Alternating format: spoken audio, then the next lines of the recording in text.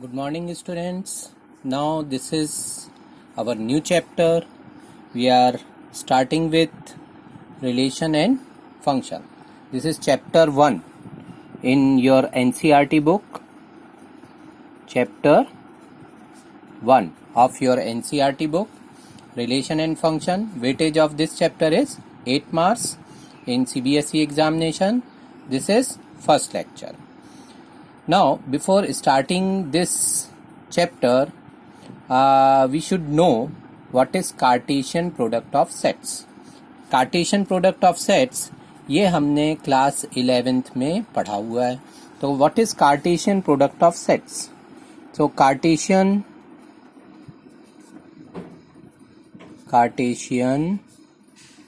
product of sets.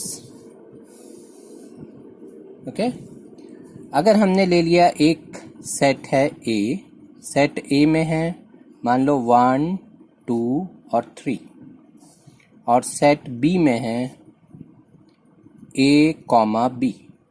ठीक है, तो आपने ए क्रॉस बी है ना, ए क्रॉस बी फाइंड आउट किया होगा. ए क्रॉस बी क्लास 11th में हमने पढ़ा था. ए क्रॉस बी क्या था? A cross B is set of all ordered pairs AB such that A belongs to capital A and B belongs to capital B. मतलब A cross B में हमको वो ordered pairs AB बनाने हैं जिसमें first element कहाँ से आएगा? सेट A से, और सेकंड एलिमेंट सेट B से. तो अगर हमने A क्रॉस B बनाया तो फर्स्ट एलिमेंट A से लेना है. तो A से अगर हमने 1 लिया तो 1 के साथ कितने ऑर्डर्ड पेयर बनेंगे? 1A और 1B, 1A और 1B. ठीक है, फिर 2 के साथ कितने बनेंगे? 2A और 2B. ठीक है, फिर 3 के साथ कितने बनेंगे? 3A और 3B. तो ये क्या हो गया? ये हो गया A क्रॉस B. तो A क्रॉस B हमको मालूम है. तो अब A क्रॉस B या कार्टेशियन प्रोडक्ट ऑफ सेट्स, ये A क्रॉस B से हम आगे रिलेशन पे जाते हैं. ठीक है, तो रिलेशन क्या होता है? अब जैसे हमने, अब फिर से अगर हमने ले लिया सेट A, ये ले लिया 1, 2, 3. ठीक है, और सेट B ले लिया हमने 2,3, ऐसा ले लिया है ना. तो A क्रॉस B क्या हो जाएगा? A क्रॉस B हो जाएगा 1, 2, 1 के साथ 2, 1 के साथ 3. ठीक है, फिर 2 के साथ 2 और 2 के साथ 3, फिर 3 के साथ 2 और 3 के साथ 3. ये A क्रॉस B. ठीक है, पर अब हम अगर A क्रॉस B में कौन से एलिमेंट्स में इंटरेस्टेड हैं जिसमें हमको एक सेट सबसेट बनाना है A क्रॉस B का. मान लो एक सबसेट है R. ठीक है, R कैसा सेट है?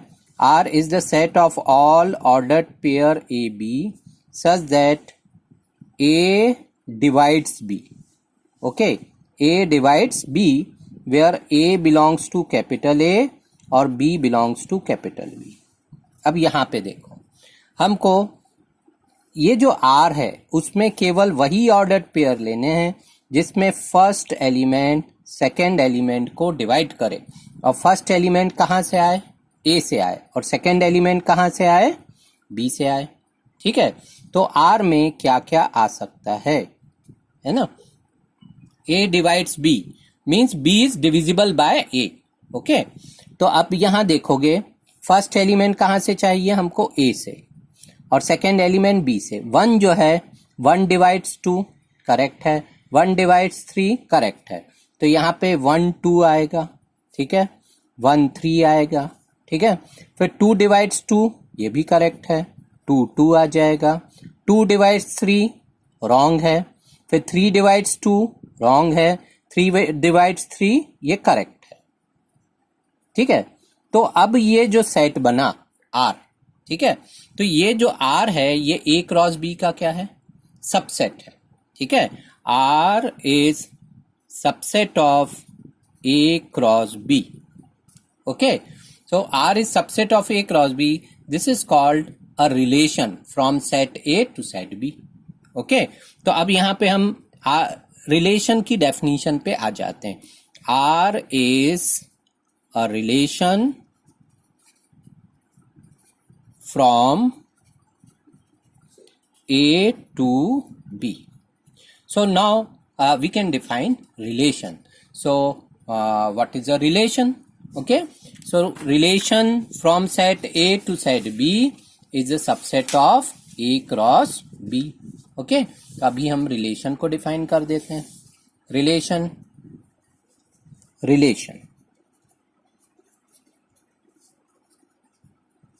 बहुत सिंपल है. रिलेशन एनी सबसेट ऑफ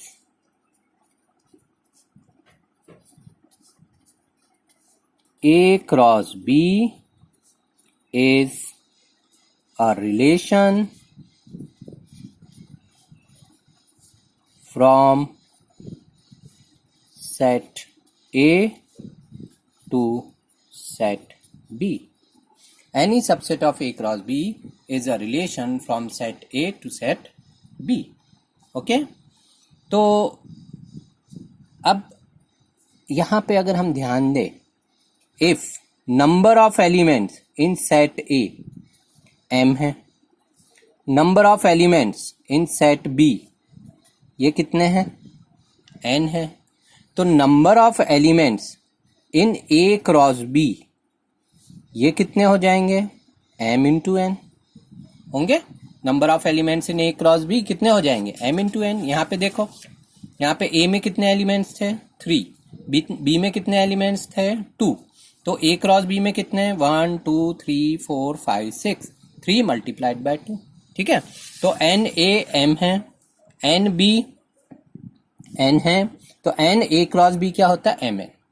अभी हमने 11th में पढ़ा है number of subsets of a given set A. Number of possible subsets of a given set A is 2 raised to n if set A has n elements. ये पढ़ा है हमने, ठीक है. तो रिलेशन क्या है? Relation is a subset of A cross B. तो अभी हम ये बोल सकते हैं number of possible relations from A to B equals to 2 raised to mn. ठीक है, तो यहाँ पे ये मिल गए हमको 2 raised to mn रिलेशन. ठीक है, अब हम आ जाते हैं, ये तो हो गया relation from set A to set B. कहाँ से कहाँ तक? From set A to set B. अगर हम सेट A से A में ही रिलेशन डिफाइन करें तो वो हो जाएगा रिलेशन ऑन सेट A. ठीक है, तो इस पे हम ज्यादा ध्यान देंगे, है ना. Relation on set A. तो रिलेशन ऑन सेट A इसको डिफाइन करते हैं. ठीक है, यहां पे देखते हैं रिलेशन ऑन सेट A. ठीक है, इसके पहले वाला रिलेशन क्या था? Relation from A to B. ये रिलेशन क्या है? Relation on set A. ठीक है, relation on set A is a subset of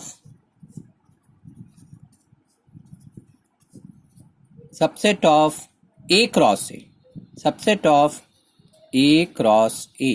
ठीक है, A क्रॉस A का जो सबसेट होगा वो कहलाएगा रिलेशन ऑन सेट A. तो अगर if number of elements in set A equals to n, ठीक है, then number of elements in A cross A equals to n square. होगा कि नहीं? यहाँ पे m की जगह n आ गया, तो n multiplied by n square. Number of elements in A cross A n square. So number of relations on set A equals to 2 raise to n square. ठीक है. So number of relations on set A, number of relations on set A is 2 raise to n square. Okay. तो यहां पे हमको मालूम है किसी भी सेट ए के हम अगर सबसेट्स बनाते हैं तो phi is also subset of A cross A. Phi is subset of A cross A. Okay. So phi is a relation on set A called empty relation. Empty relation. ठीक है. See, phi is subset of all the sets. Okay. So phi is subset of A cross A, and we know that what is relation? Relation on set A is subset of A cross A, and phi is also subset of A cross A. So phi is also a relation, and that is called empty relation. ठीक है. अब देखो A cross A is subset of A cross A. A cross A is subset of A cross A. ठीक है. So A cross A is a relation on set A called universal relation. Universal relation called universal relation. तो universal relation की definition आ गई हमारे पास. ठीक है. तो कोई भी सेट ए है तो सेट ए पे हम कितने ये ट्रिवियल रिलेशंस कहलाते हैं ना, जो कि हर एक सेट ए पे हम डिफाइन कर सकते हैं, है ना. See, so what is a relation? Relation on set A. Relation on set A is a subset of A cross A. Relation on set A is a subset of A cross A. ठीक है. अगर ए में n elements हैं तो ए cross ए में कितने elements रह जाएंगे? n मल्टीप्लाइड बाय n, यानी n स्क्वायर एलिमेंट्स होंगे. और किसी भी सेट में अगर n स्क्वायर एलिमेंट्स हैं तो उसके कितने सबसेट्स हो सकते हैं? 2 raise to n square subsets. तो number of relations on set A 2 raised to n square, and we know that phi is subset of all the sets, so that is also a relation on set A, that is called empty relation. A cross A, each subset is subset of itself, so A cross A is also a subset of A cross A, so that is also a relation on set A, and that is called universal relation. तो अभी relation की हमको definition समझ में आ गई. तो relation on set A is a subset of A cross A. okay? अब देखो नेक्स्ट हम आ जाते हैं types of relation. Types of relations. Okay. तो टाइप्स ऑफ रिलेशंस में हम देखते हैं relations defined on a set A. Okay. So first relation और first type is reflexive relation. Reflexive relation. Reflexive relation. Okay. So a relation R on set A is reflexive. A relation R on set A is a reflexive relation if A comma A belongs to R for all A belongs to capital A. ठीक है. Example. अब देखो reflexive relation के लिए क्या condition है. जैसे यहाँ पे हमने सेट A ले लिया 1, 2 और 3. ठीक है. और A क्रॉस A में कितने एलिमेंट्स हो जाएंगे? ए क्रॉस ए में जो एलिमेंट्स होंगे ना, 1 के साथ 1, 1 के साथ 2, 1 के साथ 3, फिर 2 के साथ 1, फिर 2 के साथ 2, 2 के साथ 3, फिर 3 के साथ 1, 3 के साथ 2 और 3 के साथ 3। ये क्या है? ये है A क्रॉस A। अब A क्रॉस A का एक सबसेट लिया हमने R1, ठीक है। R1 में मान लो हमने एलिमेंट लिए 1,1 लिया, ठीक है, फिर 1,2 लिया, फिर 2,2 लिया हमने, और 3,3 लिया, ओके, और केवल इतने एलिमेंट्स लिए। तो R1 जो है वो A क्रॉस A का सबसेट है कि नहीं? है, because all the elements of R1 are in A cross A, so R1 is subset of A cross A. R1 is subset of A cross A. अब हमको ये बताओ, क्या R1 रिफ्लेक्सिव है? तो रिफ्लेक्सिव होने के लिए क्या कंडीशन है? रिफ्लेक्सिव होने के लिए कंडीशन ये है कि A, R में होना चाहिए for all small a belongs to capital A। ये बहुत इंपॉर्टेंट है। A belongs to R, A belongs to R for all A belongs to A। अब देखो A में कौन से एलिमेंट्स हैं? 1, 2, 3।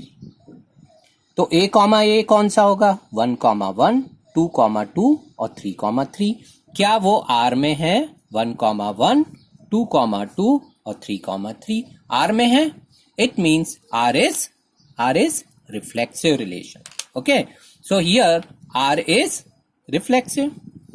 Here R means R1. Here R1 is reflexive since A, A belongs to R1 for all small a belongs to capital A। ठीक है, तो ये रिलेशन कैसा हो गया? Reflexive relation. ठीक है, अब नेक्स्ट टाइप है हमारा सिमेट्रिक रिलेशन। ठीक है, second symmetric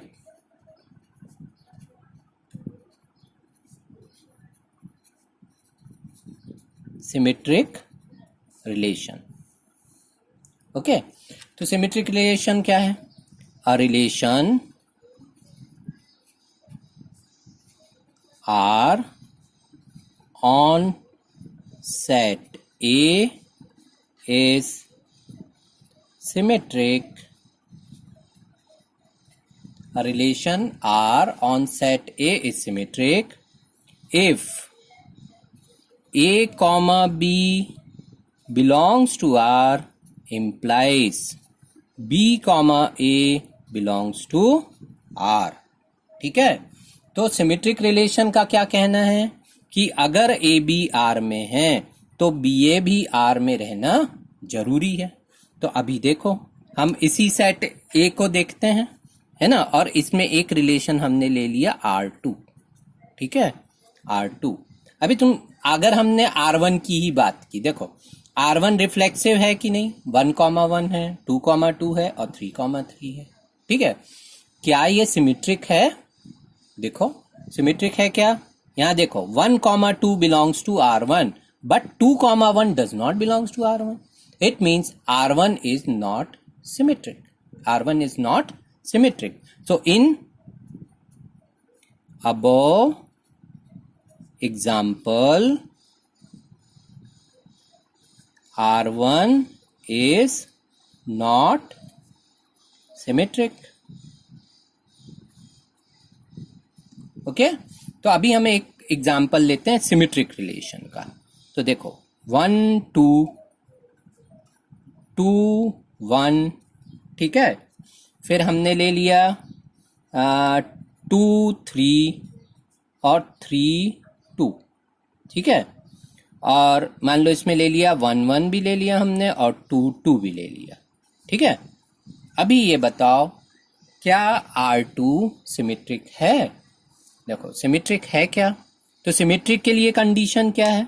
a relation R on set A is symmetric if AB belongs to R implies BA belongs to R, है ना?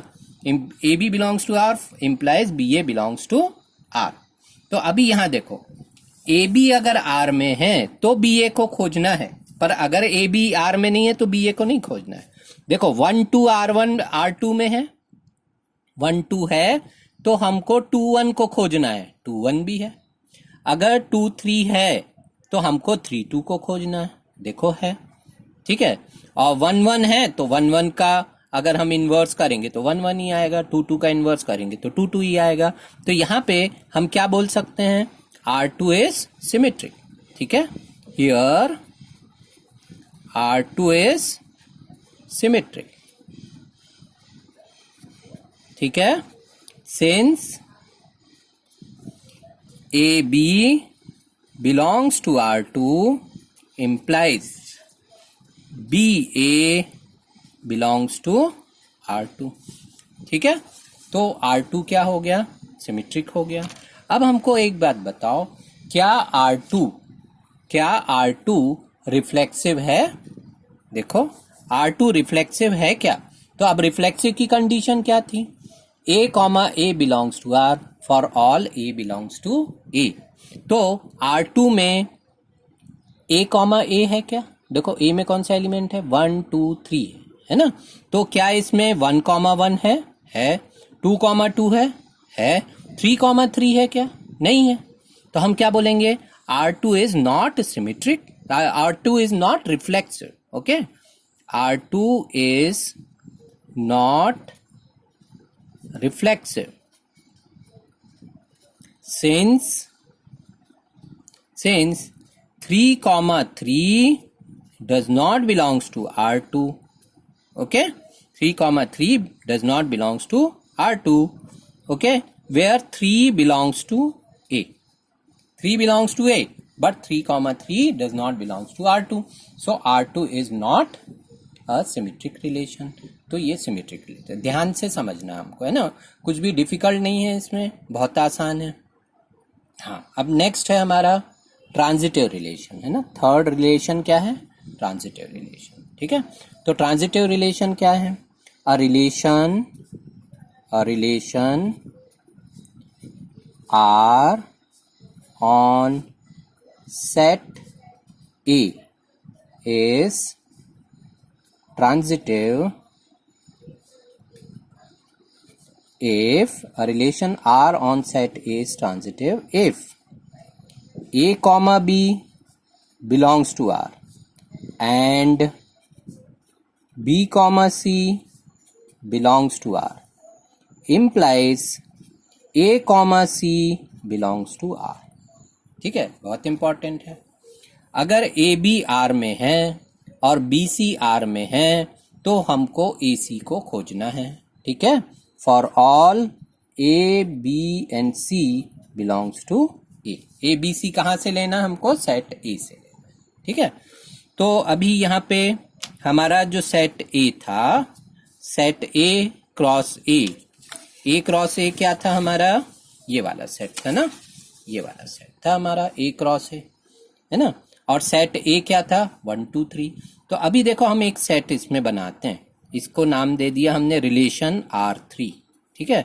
तो रिलेशन R3 में हमने क्या लिया, 1 2 लिया, ठीक है, 2 3 लिया और ले लिया 1 3 ले लिया, ठीक है।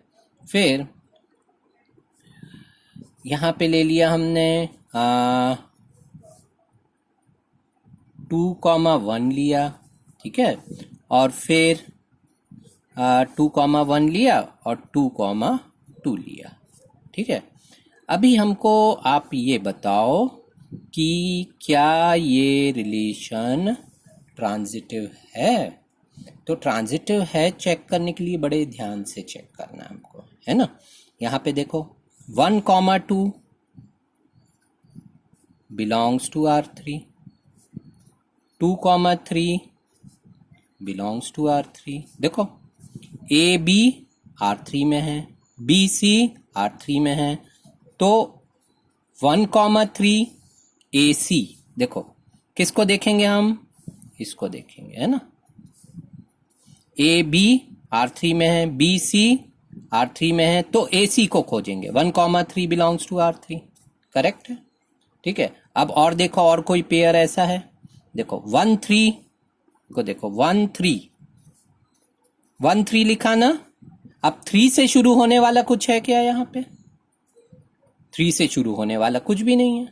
ओके, तो ये 1 3 के साथ कोई भी पेयर नहीं बन रहा है। तो अभी हम, इसका मतलब ये नहीं कि 3 से शुरू होने वाला कोई नहीं है तो ये ट्रांजिटिव नहीं होगा, है ना। तो अभी हम इसको कंसिडर नहीं करते। फिर हम देखो और कोई, देखो 2 1 है। अब 1 से शुरू होने वाला कुछ है क्या? 1 2 है ना। 2 1 है और 1 2 है। तो अभी यहां देखते हैं 2 1 बिलोंग्स टू R3, ठीक है। 2 1 और 1 से शुरू होने वाला क्या है? 1 2 बिलोंग्स टू R3। तो 2 1, ये देखो ये दोनों सेम है ना, 2 1 और 1 2। तो हम किसको मिलाएंगे? 2 2 को। तो 2 2 है क्या? देखो 2 2 है यहाँ पे। तो 2 2 बिलोंग्स टू R3। अच्छा, अब हम क्या कह सकते हैं कि ये रिलेशन ट्रांजिटिव है? देखो हमको ऐसे 2 पेयर मिल गए, है ना। अब देखो ट्रांजिटिव है बताने के लिए हमको हर एक पेयर को चेक करना है ना। हर एक पेयर को चेक करना है। देखो 2 1 और 1 2 को चेक कर लिया तो 2 2 है। अब यहां देखो 1 2 और 2 2 को चेक करो, 1 2 और 2 2, तो क्या मिलेगा? 1 2 1 2 ऑलरेडी है, ठीक है। और कुछ देखो 2 3 लिया, 3 से शुरू होने वाला कोई नहीं है तो हम 2 3 को चेक नहीं करेंगे। 1 3 लिया, 3 से शुरू होने वाला कोई नहीं है तो हम इसको चेक नहीं करें। 2 1 लिया, है ना। 2 1 लिया और 1 से शुरू होने वाला क्या है? 1 2 है ना। 2 1 और 1 2। तो यहां पे देखो 2 1 belongs to R3, 1 2 belongs to R3, तो 2 2 बिलोंग्स टू R3। ये तो सही हो गया हमारे पास। पर अगर हम इसको इस तरीके से लिखें 1 2 बिलोंग्स टू R3, 1 2 है और 2 1 belongs to R3, 1 2 is there, 2 1 is there, है ना। अब तुम ये देखो ये 2 और ये 2 सेम है तो हम किसको चेक करेंगे? 1 1। तो क्या 1 1 R3 में है? 1 1 R3 में नहीं है, ठीक है। 1 2 belongs to R3, 2 1 belongs to R3, but 1 1 does not belongs to R3. Okay, this implies R3 is not transitive. तो देखो ट्रांजिटिव होने के लिए हो सकता है तुम्हें बहुत से पेयर्स उसको सेटिस्फाई करें, पर कोई एक भी पेयर हमको अगर ऐसा मिल गया, कौन सा? ये वाला पेयर मिल गया ना हमको। एक भी पेयर अगर ऐसा मिल गया जो ट्रांजिटिविटी की कंडीशन को फुलफिल नहीं करता है, then relation is not transitive. देखो, तो अगर हमको नॉट ट्रांजिटिव बताना है, then one example is sufficient to prove that the relation is not transitive. तो यहाँ पे तुमको बताना R3 is not transitive, then you give one example that 1 2 belongs to R3, 2 1 belongs to R3, but 1 1 does not belongs to R3, so R3 is not transitive. Okay, not transitive. अब ऐसा कोई relation लिखो जो कि transitive है।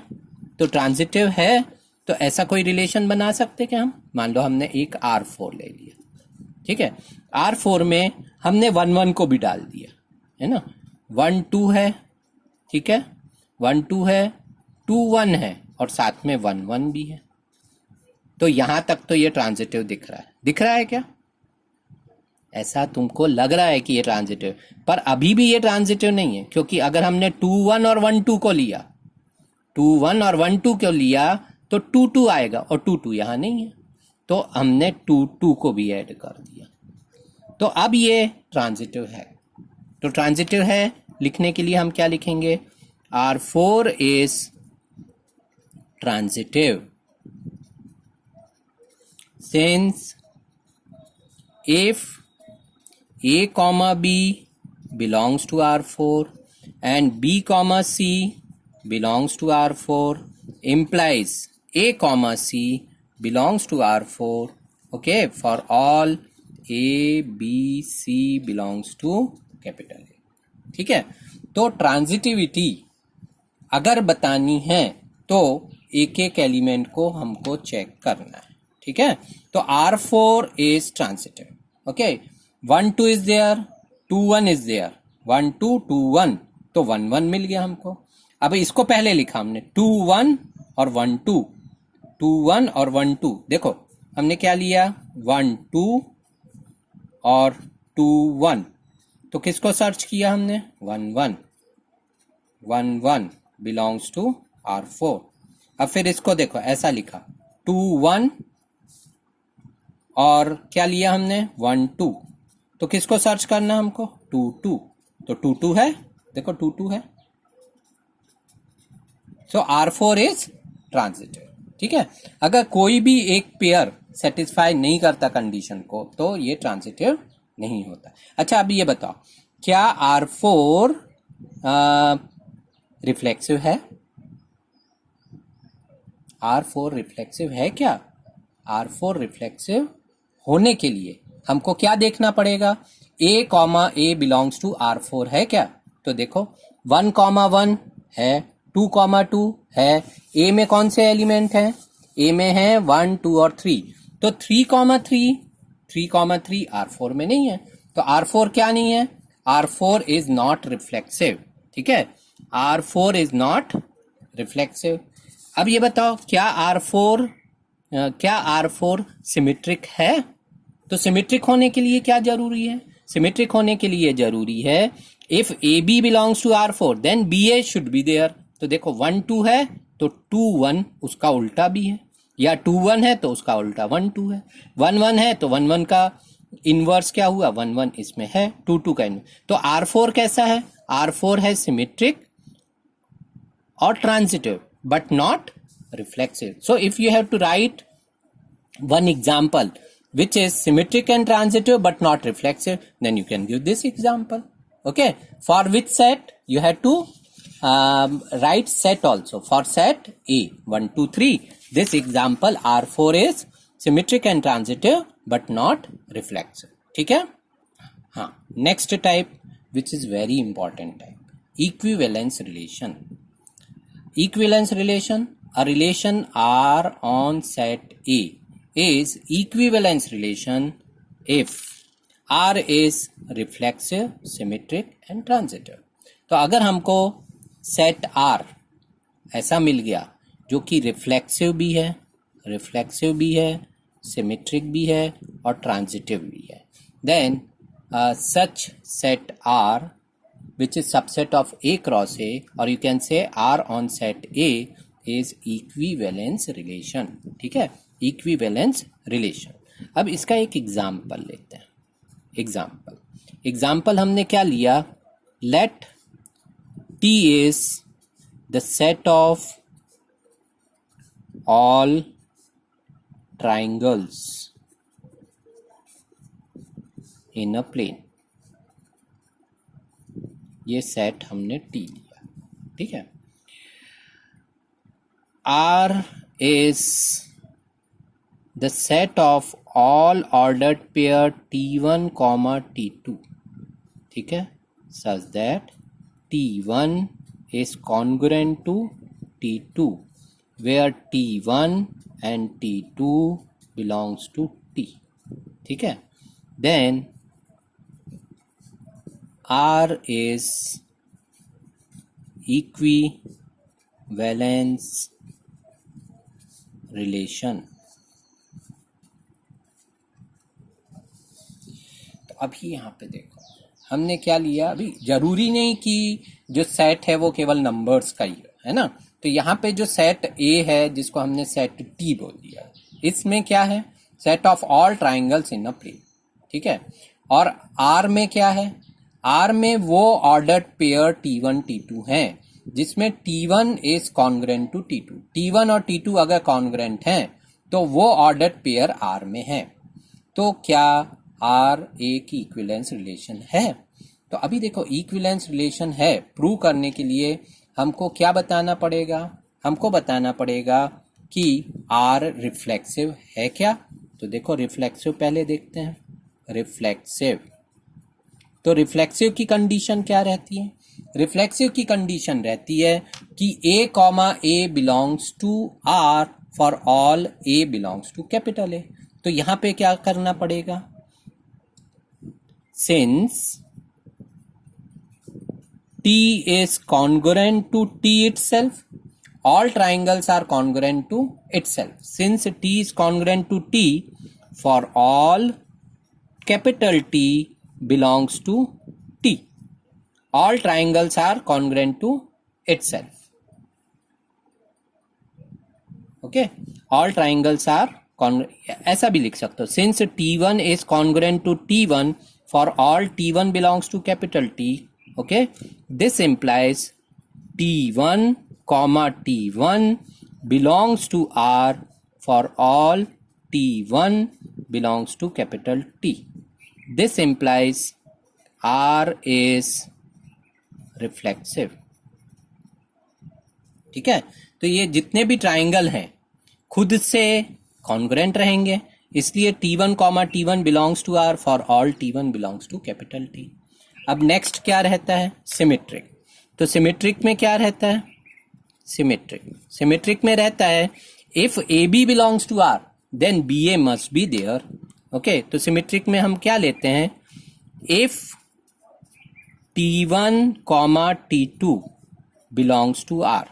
Okay, what does it mean? This implies T1 congruent to T2. Okay, this implies T2 congruent to T1.